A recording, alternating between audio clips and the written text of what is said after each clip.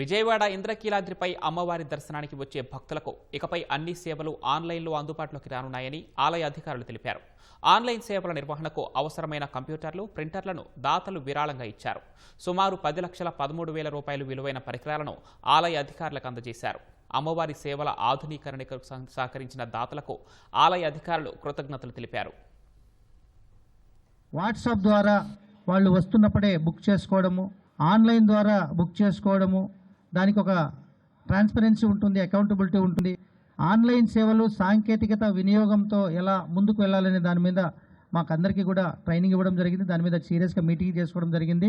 ప్రతి ఒక్క భక్తుడు ఈ యొక్క టెక్నాలజీని ఉపయోగించుకొని వాట్సాప్ ద్వారా ఆన్లైన్ సేవలు, ఆర్జిత సేవలు, దర్శనం కానీ, లడ్డు ప్రసాదం కానీ, డొనేషన్స్ కానీ ఇవన్నీ కూడా ఆన్లైన్ ద్వారా వాట్సాప్ ద్వారా చేయడానికి కూడా మేము మొత్తం కూడా ఈ యొక్క టెక్నాలజీని ఉపయోగించుకొని ప్రయత్నం చేస్తున్నాం. అందులో భాగంగానే లక్ష్మీ నరసింహం గారు ఇచ్చిన ఈ సిస్టమ్స్ కూడా చాలా ఉపయోగపడుతుందని చెప్పేసి మీ అందరికీ తెలియజేస్తున్నాను.